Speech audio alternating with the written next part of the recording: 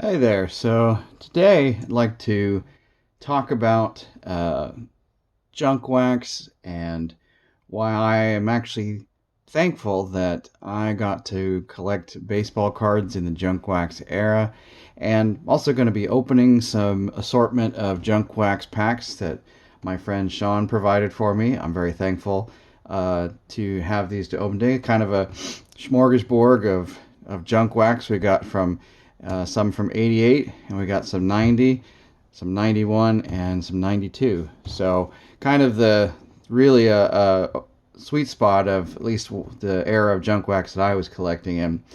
But I grew up with collecting the junk wax. Of course, we didn't call it junk wax. We thought it was going to be, the greatest baseball cards of our time. And then we grew up and watched all of our baseball cards just plummet in value. Come to find out that they were overproduced, and so it really left a bad taste in my mouth and in the mouth of many people who collected them. But in hindsight, in retrospect, I've come to have a new affection for these baseball cards, the junk wax cards, and so I wanted to talk about that today. So I'm going to have four reasons why I think junk wax were some of the best baseball cards to have collected. And so we'll dive into the cards as we're talking. This is a rack pack of 88 tops, and my friend sent it to me because on the back here you see there's a Mark McGwire, and I found it kind of amusing that in 87 he just had an awesome year. And so what did Topps say at the bottom there? They talked about his minor league year, the previous year, where he had 24 home runs. And I'm thinking, you should have said something about the fact that he set a record for rookie home runs, and instead they missed the ball there. But still, looking forward to getting that 88 Topps Mark McGwire. So my first reason why I am glad that I collected junk wax is because junk wax is still affordable. They made so much of it that it didn't skyrocket in value. Now, that's obviously one of the reasons why a lot of us who collected it didn't like it, because we expected our cards to be worth something someday.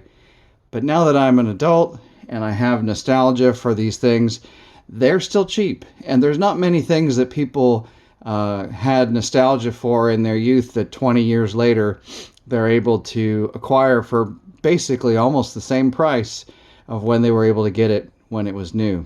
So let's see who we got here. Steve Bedrosian, Danny Jackson,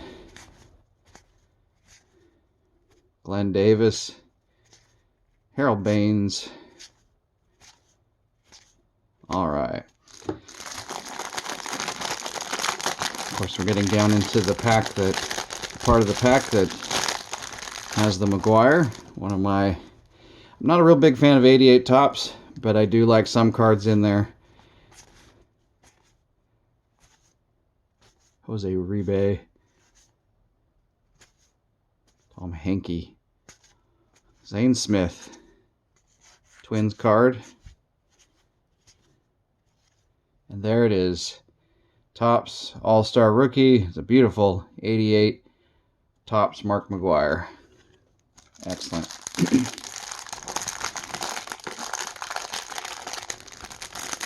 And let's get down into this last pack. All right.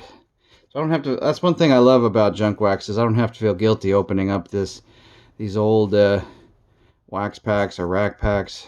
They're still pretty cheap. Ivan Calderon, Ruschel. Man, there's a lot of team cards in this pack. Yankees leaders.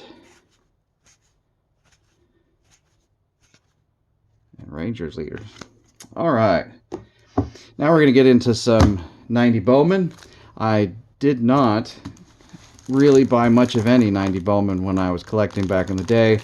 I did like the look of 89 Bowman, except it was that slightly larger card that never really fit into card sleeves, and so they fixed that by 90. But then I just felt like the card colors and pictures were a little more lacking than they were in 89. But let's take a look here. They're also hard to read, these names down here. Sometimes you just have to sometimes go by facial recognition. So So as far as reason, oh, it's Joey Bell.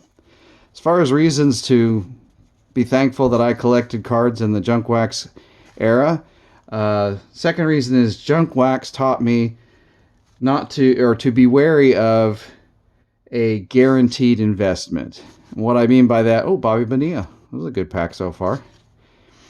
Um, I was one of those kids that would buy the Beckett magazines and look at the values and read the articles, and the articles were talking about all the people who, collected cards back in the day and those who kept them. Oh, Jose Canseco. Sweet. Those that collected cards back in the day before junk wax, and how they had made, now had super valuable cards, those of them that had kept them. And we were led to believe that, collecting this was a surefire investment. We were buying something that was going to be worth a lot of money someday. And of course, we found out the hard way that oh, wow. That would have blown my mind back in the day. Jose Canseco and Mark McGwire back to back. Isn't that fantastic? This is what I love.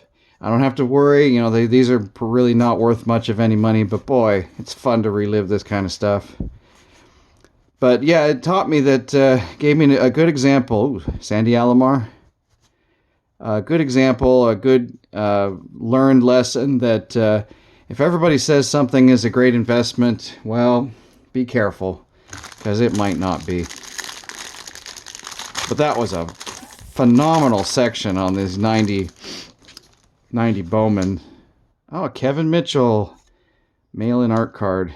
I like these. They're a sweepstakes card, but then you end up with a card of a player, an art card, and I like art cards. All right, Ty Griffin was a rookie at the time. Glenn Davis again.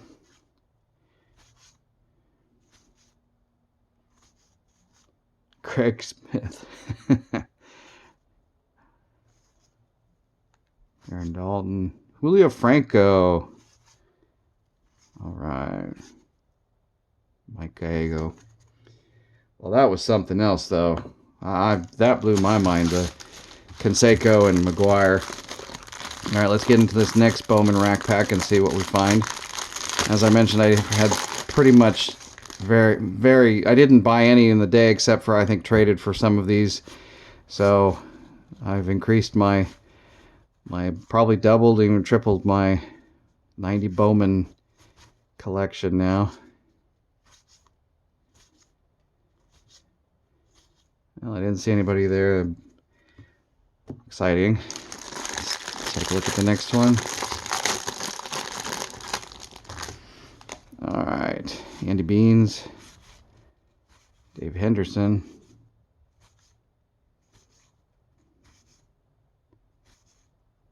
another Sandy Alomar. Got Sandy Alomar Jr.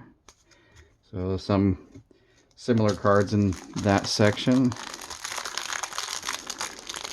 Nice thing about these rack packs is there's no wax, so none of the cards have been ruined. Who we got here? Oh, Doc Gooden art card.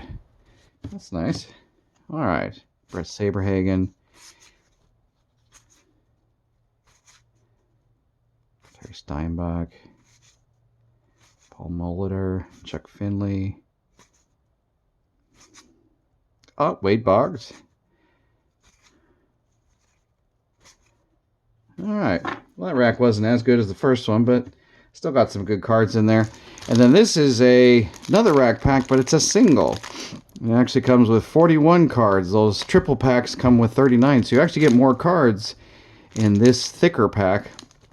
It's not spread out like a rack pack. It says there in the day it was $1.49. Right? Is that what it says? Yep, $1.49. So basically, equivalent of 3 packs.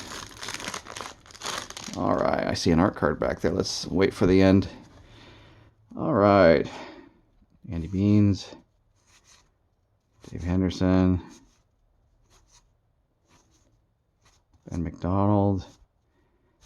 Wasn't he the Rookie of the Year? I don't know. Sandy Alomar again. I got 3 of them. Larry Walker. Cecil Fielder. Steve Sachs. John Olerud. Kurt Stillwell. Eric Davis. Ooh, there's one I have not seen before. Jerome Walton. That was I remember 89 Bowman I got back in the day, a Jerome Walton rookie card. Thought that was going to be worth quite a bit. He was the Rookie of the Year that year. Ken Caminiti. And of course, that turned out not to be the case. Moises Alou. Craig Worthington. Delino DeShields. Chili Davis. Oh, Robin Yount. All right. So that was the 90 Bowman. I'm going to move on to 91 Fleer. Now, 91 Fleer, in my opinion, one of the ugliest designs. However, they have the insert cards of the Provisions, which are black art cards. They are my favorite cards from 1991. And so this pack hopefully will have, I'm hoping for at least one Provisions art card, but the rest are just going to be some ugly 91 Fleer. Now, the third reason why I feel proud or glad to have been collecting baseball cards in the junk wax era is we got to see the birth of premium cards. We got a bunch of stickers here. Oh, and starting with John Smoltz. So I started collecting in 89, and of course 89 was the year that really a big year for premium cards, because that's when the 89 Upper Deck set came out. And so I started out on the old school cardboard style cards that were so, prevalent in previous years, and got to see Upper Deck usher in really the true premium card era. And then from there, just seeing card companies coming out with more and more premium cards. There's Roberto Alomar. And that was kind of an interesting time, and definitely a transitional time. I never really wanted or liked any of the premium cards, but it was a very interesting time to see that transition. We got a Kirby Puckett, Dale Murphy, Mark Langston, Barry Bonds. Oh, Kevin Moss was a big rookie at the time. I don't think he panned out much.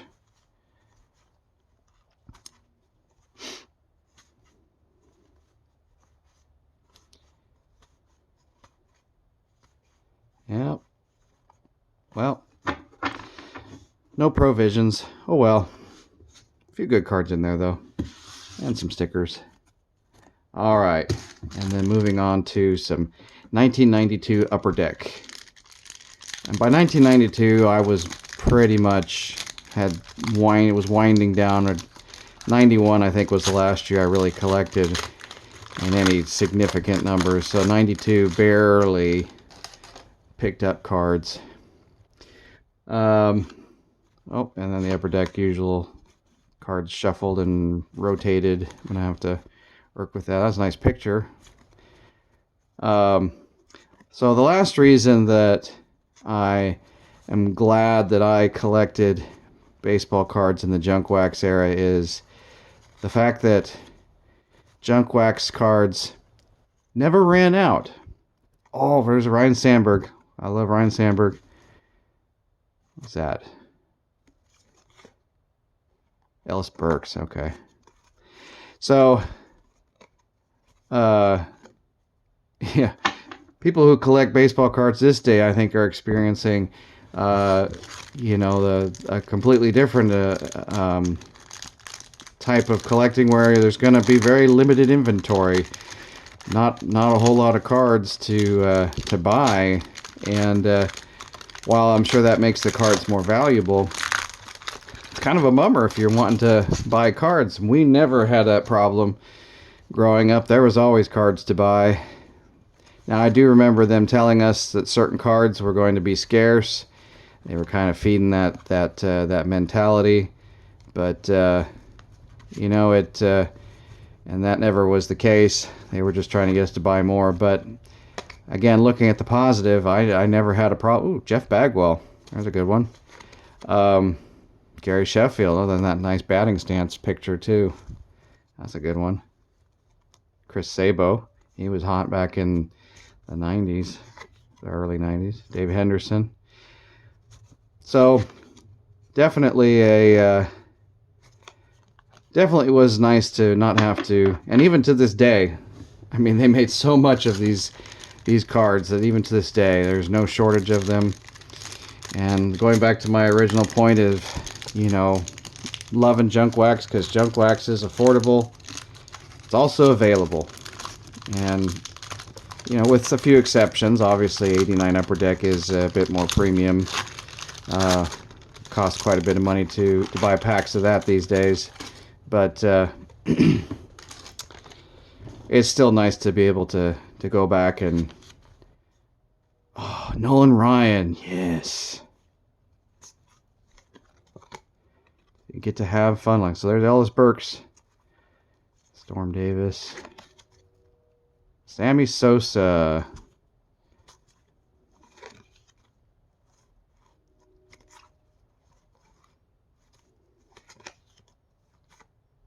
two Jose Leans in a row. Like Socha. Oh, Cecil Fielder art card. That's a nice card. And one of the Ted Williams, Player of the Decade. Not a signature card though.